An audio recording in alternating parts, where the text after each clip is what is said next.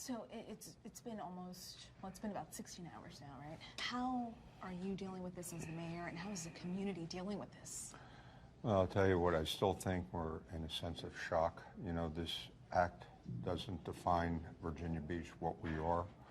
We are considered the safest city our size, and, you know, this is just an abhorrent event that has rocked the foundation of our community.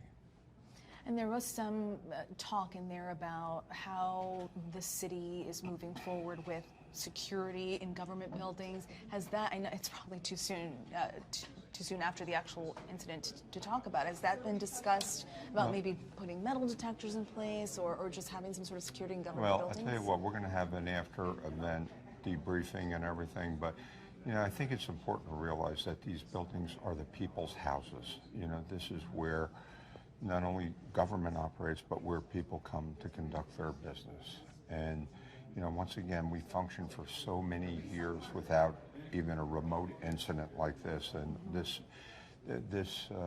incident was unfortunate. It was tragic. And, you know, we will react accordingly. And that was going to be my next question. Has anything like this ever happened in this city, in this area? No, this was, you know, as I said, this was the darkest hour of Virginia Beach happened yesterday, right around 4 o'clock.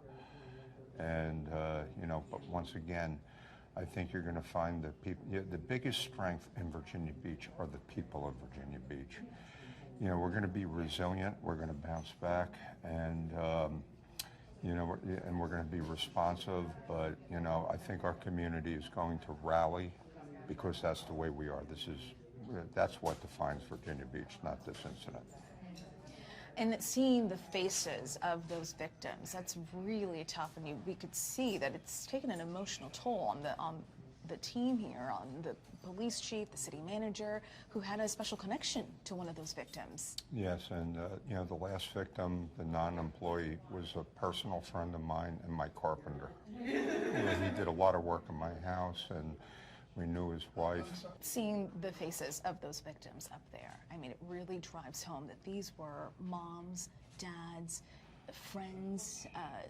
You had a personal connection to one of the victims? Yeah, it was the last one mentioned. He was not an employee. He was a contractor there trying to get a permit. He was a personal friend, and he was my carpenter. Yeah, he did a lot of work in my home. We knew his wife, and you know, we got together socially at times. And you know, when I found out about it on social media last night, it was devastating.